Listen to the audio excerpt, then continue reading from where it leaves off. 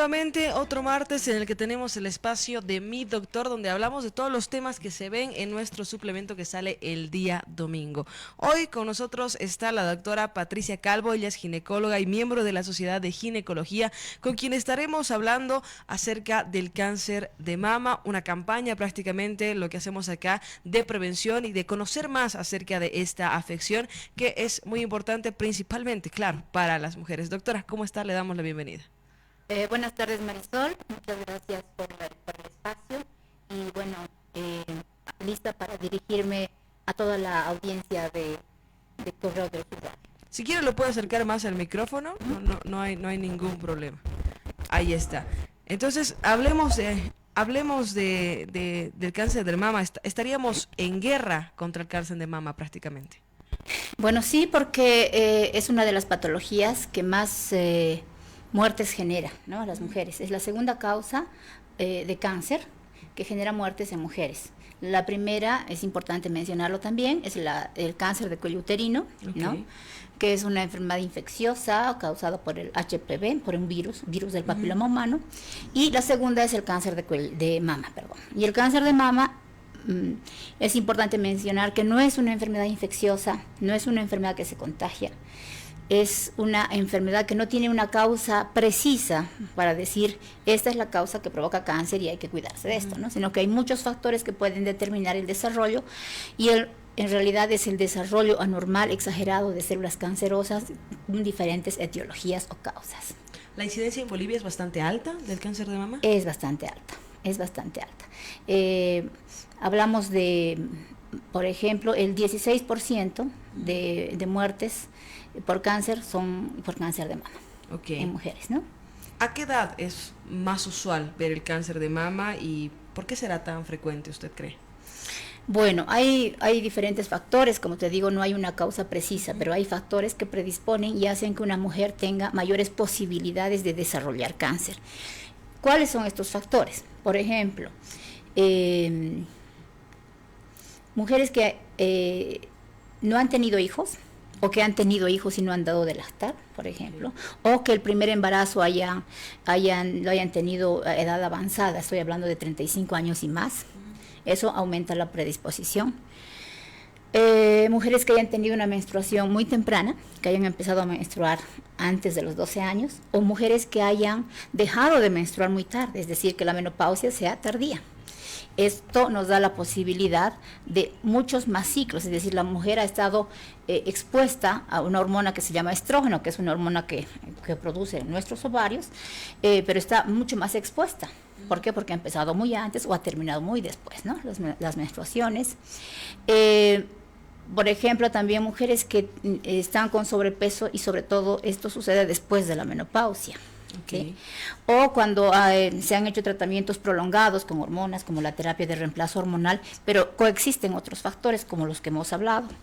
También influye mucho la dieta. Estamos en una época en que bueno, la tendencia es a comer saludable, pero no es la realidad, ¿no? No es la realidad. Entonces, son factores que también afectan, así como la falta de ejercicio y el consumo de alcohol. Ok, son los factores para tomarlos en cuenta. En tema de poder detectar esto, se habla mucho de hacerse un autoexamen, que nosotras como mujeres deberíamos estar pendientes. Aquello, ¿en qué consiste este autoexamen? Bueno, en realidad, como su nombre dice, es una autoexaminación. ¿Con el objeto de qué?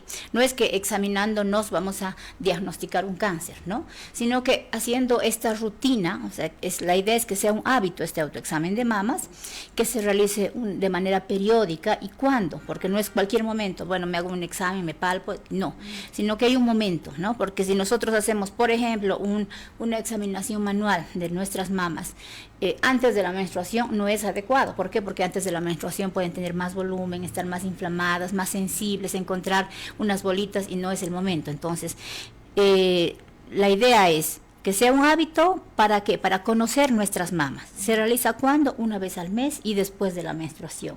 Se aconseja que sea más o menos al 5.º día, considerando que la mayor parte de las mujeres menstruan 3, 4, 5 días, o sea, inmediatamente después de la menstruación, cuando las mamas no están bajo el influjo hormonal.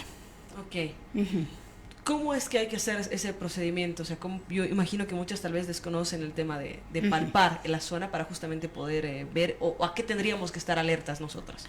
Correcto. Primero, el primer paso es mirarse de frente hacia un espejo, estar erguidas, rectas, con las manos en la cintura y ver en el espejo si hay alguna asimetría, hay algún aumento de tamaño, algún aumento de volumen o algún cambio de color. Okay. ¿No? Eso a la inspección. Y el segundo paso es, estar de pie o estar recostada, ¿no? Pero palpar con la mano contralateral. Si vamos a palpar, vamos a examinar la mama derecha, pues vamos a hacerlo con la mano contralateral y así. Y podemos palpar. Probablemente al principio no haya mayor diferencia, no encontremos nada, o sea, ¿no? Pero la idea es conocer nuestra mama, conocer las características térmicas, sensitivas, si hay alguna masa, algún nódulo, nos parecerá raro, pero eso es cuando ya la conocemos. Claro. Mientras no la conozcamos, no podemos saber si es normal o no, ¿no? Entonces la idea es conocer, ir palpando con la punta de con el pulpejo de los dedos, rotando, buscando cualquier anormalidad, masa, bolita, como dicen, o depresión, ¿no? Entonces uno aprende a conocer las mamas y también hay que palpar las axilas. Ok, ¿a qué altura más o menos? Ahí simplemente. Toda la axila, porque en la axila pueden localizarse mamas accesorias que normalmente no se ven, o están los ganglios que se inflaman cuando hay una afección en las mamas. Ok. En el reportaje, en la nota, veíamos acerca de los nódulos cancerígenos. Si nos puede explicar más al respecto de ellos. Bueno, primero explicar que hay lesiones benignas y malignas, ¿no? Las lesiones benignas definitivamente no son cáncer, pero en un momento, en un bajo porcentaje, podrían convertirse en una lesión maligna. ¿Sí? Pero generalmente así, y en términos muy sencillos, las lesiones benignas pueden ser poco dolorosas, móviles, de bordes regulares, ¿sí? La palpa y puede mover el tejido, puede individualizar con el pulpejo de los dedos. Lo que diferencia de las lesiones malignas, porque estas son duras, generalmente están pegadas a planos profundos, como será el músculo o al hueso, por lo tanto uno no puede moverlas. Es como si hubiera un pedazo de leña dentro. O sea, uno quiere mover y no puede individualizar y está pegado, ¿no? Y generalmente estas lesiones arrastran el tejido externo, es decir, producen depresiones en la piel, por ejemplo, pueden producir también una inversión del pezón. El pezón normalmente está dirigido hacia afuera, pero puede aplanarse o inclusive retraerse hacia adentro, ¿no? Ok. Este es el autoexamen que, como decíamos, no es necesariamente para diagnosticar cáncer de mama, sino para conocerse. Exacto. Pero ya ante alguna anomalía, como usted nos decía, ¿cuál es ya el proceso de diagnóstico? Bueno, una vez que la mujer conozca sus mamas y sea capaz de reconocer cualquier cosa que antes no haya percibido, ¿no? Que pueden ser abultamientos, pueden ser endurecimientos, aumento en la temperatura, en el volumen, unas bolitas, o retracción en el pezón, o que a la presión del pezón salga secreción sanguinolenta o leche que no es normal, excepto cuando una mujer está dando de lactar. Entonces, en ese momento es cuando la mujer debe tomar la decisión y decir, no, esto no es normal, yo no he palpado esto la anterior vez, y debe acudir al médico, ¿no? Y el médico, bueno, ya tendrá las condiciones para descartar si se trata de una patología benigna, maligna, inflamatoria, pasajera o crónica, ¿no? Entonces, ahí es donde entra la ecografía mamaria, por ejemplo. Bueno, la ecografía mamaria es un examen complementario, como la mamografía, que son las más usadas para el diagnóstico, ¿no? Que nos ayudan en el diagnóstico de un problema mamario, que puede ser benigno o maligno. Ahora, ¿qué hacemos? ¿Qué sugerimos los médicos? Por ejemplo, para diagnosticar oportunamente el cáncer de mama, es verificar si uno tiene los factores de riesgo que habíamos mencionado. Y algo importante que yo había olvidado es el factor genético o hereditario. Si una tiene una mamá, una hermana, una hija que tiene cáncer de mama, tiene muchísimas más posibilidades de desarrollar cáncer de mama, ¿no? Entonces, si uno tiene los factores antes mencionados, incluyendo Y si tiene, sobre todo los factores hereditarios, vamos, a partir de los 35 años, 34, ya debe hacerse mamografías, porque esa mujer tiene mayores posibilidades de desarrollar cáncer. Okay. Si una mujer no tiene las condiciones de ningún factor agravante para desarrollar cáncer, puede hacerlo a partir de los 40. Cada 2 años hacerse una mamografía, parte del examen ginecológico normal que las mujeres debemos realizarnos por lo menos una vez al año. Y a partir de los 50, como la frecuencia o la incidencia de cáncer de mama aumenta, entonces hay que hacerlo de manera anual. Ok, entonces eso respecto al examen. Acá, ¿dónde se pueden realizar análisis o estas mamografías, como nos decía? Por ejemplo, el Hospital de la Mujer, en la Jastambo, hay centros privados que también realizan, ¿no? En realidad la mamografía, en términos sencillos, es una radiografía de la mama, es eso, ¿no? Que nos ayuda a detectar lesiones que no son palpables, que no se pueden detectar con la simple palpación. Creo que es muy importante el tema de la prevención también, hablando del cáncer de mama, porque, bueno, en el peor de los casos, obviamente, conlleva a la extirpación de ambas o de una de las mamas. Imaginamos que eso también es un proceso complicado, imagino que lo sería para cualquiera de nosotras las mujeres. Exacto, porque el tema de perder una mama no solamente afecta el tema de la salud de la mujer, ¿no? Afecta el tema laboral, el tema familiar, el tema económico, la parte psicológica, el tema de autoestima, de maternidad, si la mujer tiene o no tiene hijos, si va a poder recuperar su trabajo. O sea, hay que ver este problema como desde una perspectiva holística, o sea, todo, ¿no? Todo lo que implica ser mujer. Sí. Su sexualidad, su maternidad, su trabajo, etcétera, etcétera. Por lo tanto, es muy importante prevenir, ¿no? Prevenir, detectar a tiempo, porque los estudios dicen que cuando un cáncer de mama se detecta en etapas tempranas, la sobrevida a 5 años, que ya es un éxito, es el 100%. Okay. Pero si nosotros detectamos cuando ya ha dado metástasis en un estadio avanzado, entonces la sobrevida cae muchísimo, ¿no? Okay. Este es el segundo factor de muerte a las mujeres, el segundo más frecuente. El primero, también cáncer de cuello uterino, nos decía. ¿Qué nos puede comentar respecto a este? Tal vez algún detalle de cómo nosotras también podemos cuidarnos, prevenir este tipo de cáncer. Bueno, como mencionaba al principio, el cáncer de cuello uterino en realidad es una infección de transmisión sexual. Una infección de transmisión sexual que lastimosamente está muy difundida, ya de las más difundidas en el mundo. La causa es la transmisión del virus del papiloma humano, que se transmite, como les digo, a través de relaciones sexuales no protegidas. Entonces acá hay factores predisponentes como por ejemplo el inicio de relaciones sexuales tempranas, el hecho de que hayan habido varias parejas sexuales, no haber utilizado la protección adecuada, ¿no? Y por supuesto no hacerse los exámenes necesarios para detectar oportunamente. ¿Y cuáles son estos exámenes? El Papa Nicolau, por ejemplo, que es lo más básico, y luego hay otras pruebas también. Ahora tenemos la captura híbrida, que es una prueba que nos permite detectar si tenemos los virus, que son los virus patógenos, los virus que van a provocar el cáncer. Entonces, si somos portadoras de estos o no somos portadoras de este virus. Okay. Entonces, hay situaciones que nos pueden ayudar a prevenir y detectar oportunamente. Ya no podemos hacer nada cuando una mujer ya contrajo el virus, pero sí podemos evitar que desarrolle el cáncer. Puede ser portadora sana. Es decir, que cada año debe hacerse sus controles ginecológicos, el Papa Nicolau. Si hay infecciones vaginales, debe tratárselas y no estar con estas infecciones de manera crónica, de tal manera que altere las células y permita la entrada del virus y desarrolle el cáncer. ¿Algún síntoma al que deberíamos estar atentas a la hora de tal vez acudir a un médico? Bueno, primero que el cáncer de cuello uterino no da síntomas en estadios tempranos, o sea, no hay ninguna molestia, ¿sí?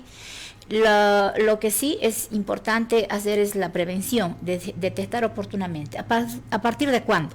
del momento en que una mujer empieza a tener relaciones, porque es el momento en que puede adquirir el virus y a partir de ahí desarrollar cáncer. Antes se hablaba de estadios, o sea, una adquiere el virus y tarda 10 años en producir alguna lesión y cáncer 15 años, qué sé yo. Y ahora vemos morir mujeres jóvenes de 22, 23 años, es decir, que están desarrollando muy rápido la enfermedad. Por lo tanto, no es cuando tenga mi hijo me voy a hacer el control o cuando ya tenga los 30, es a partir del momento que las mujercitas empiezan a tener relaciones sexuales y lastimosamente cada vez es más temprano. Entonces hay que promover también, muy importante, el uso del condón, no solo como anticonceptivo, sino como el único método que además de ser anticonceptivo evita las infecciones de transmisión sexual, incluyendo el HPV, el VIH-Sida y otras enfermedades.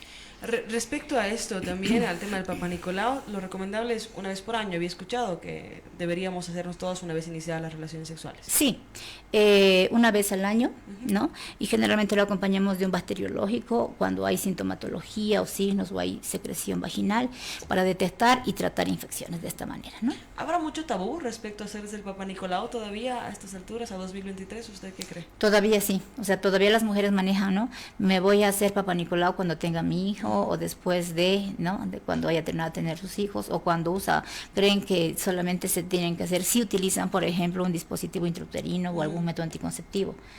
Y dicen, no, yo no me voy a hacer porque yo solo he tenido relaciones, digamos, con mi esposo, ¿no? Una sola pareja, entonces no tengo riesgo. Pero no sabemos si su pareja, o sea, tampoco necesita haber sido promiscuo o haber tenido muchas relaciones sexuales. Con una sola vez que haya tenido una relación sexual y haya contraído el virus, ya es capaz de transmitirlo, ¿no? Y esto es de por vida. O sea, no es que uno me haga un tratamiento y voy a eliminar el virus. Uno vive con el virus. Okay. Y solamente se trata de evitar que genere lesiones. Y cuando genera lesiones, cuando está un cuello y una vagina con infección, con irritación, ¿no? Entonces, en esas células que están, digamos, expuestas al virus, pues empiezan a desarrollarse de manera normal y es el cáncer de cuello uterino. Respecto a que usted nos decía, las relaciones sexuales, por datos se sabe que empiezan ya cada vez más jóvenes, ¿no? Tanto jovencitas como jovencitos. ¿Cómo se hace para justamente desestigmatizar, digamos, el tema del Papá Nicolau? Porque ahí también ya tendríamos que hablar con los padres, con los progenitores, ¿no? Si empiezan a una edad adolescente más que todo. Sí, bueno, aquí tú me haces recuerdo a un tema que se ha manejado mucho cuando se empezó a colocar la vacuna para el cáncer de cuello uterino, y era en colegios, ¿no? Sí. Y entonces yo recibía muchas llamadas de algunas pacientes y me decían, doctora, tengo mi hijita que tiene 12 años, pero ¿cómo le voy a hacer colocar a ella, no? Pero si es una niña, o sea, ¿está bien, la hago colocar? Sí, no, y había muchas dudas. Y la verdad es que los papás somos los últimos en enterarnos, pero las cosas suceden así. Las relaciones sexuales están iniciando a los 12, 13, 14 años. Cuando hablamos en prepromoción, promoción, llegamos muy tarde. Entonces, por ejemplo, en el tema de la vacuna, se mantuvo una edad de 12 años porque queríamos llegar antes que las niñas empiecen a tener relaciones sexuales. Okay. 9, 10 años, o sea, antes, no cuando ya hayan tenido, porque ahí ya llegamos tarde, ya contrajeron el virus y ya muy bien de por vida van a estar viviendo con el virus. Okay. ¿Sí? Entonces, tomar conciencia de que las cosas son así y en lugar de ponerlo como un problema, pues pongámoslo como una oportunidad de acercarnos a nuestros hijos, darles la confianza, y no solamente para el tema del cáncer de cuello uterino, sino de evitar embarazos no deseados, ¿no? Claro. Entonces es preferible prevenir, otorgarles la información, si no la pueden dar ellos, buscar una persona que sí les pueda dar información y promover el métodos anticonceptivos, ¿no? El uso de métodos anticonceptivos. Aquí hablamos del servicio médico, el acompañamiento familiar y también la educación sexual. Exactamente, ¿no? La educación sexual va desde la casa, los colegios, los servicios de salud, va por todos, ¿no? Es una transversal. Ok, doctora, antes de cerrar, si tiene alguna recomendación para todos nosotros, para la gente que nos ve y nos escucha, el micrófono y la cámara son todas suyas. Bueno, yo estaba viendo, al revisar un poco las redes, estaba viendo que hay muchos centros que ofrecen, por ejemplo, mamografías, hay centros médicos que están ofreciendo paquetes completos. Entonces, aprovechemos la oportunidad de hacernos, aunque sea por una sola vez, empecemos, porque lo difícil es empezar, como el Papa Nicolau. Una vez que se ha hecho una vez, ya la siguiente es más fácil, ¿no? Entonces empecemos, acudamos, recibamos información. Si le ofrecen hacerse una mamografía, hay que hacerse la mamografía. Y ahora hemos hablado de los factores predisponentes, entonces hagamos un autoanálisis y veamos, yo tengo un factor, mi tía o mi hermana ha tenido, o yo he menstruado a los 9 años, entonces tengo un factor que aumenta la posibilidad. Entonces somos nosotras, las mujeres, las llamadas a tomar acciones para cuidar nuestra salud, porque no somos solas, tenemos una familia que va detrás de cada mujer. Perfecto, doctora Patricia, le agradecemos muchísimo su visita acá al kiosco, a este espacio de Mi Doctor, y esperamos no sea la última para poder conversar más adelante. Yo encantada, Marisol, y muy agradecida por el espacio, y espero que todo lo hablado acá sirva para la población. Definitivamente, nosotros con esto cerramos, sigan en sintonía, esto es Correo del Sur Radio, FM 90.1, AM 980.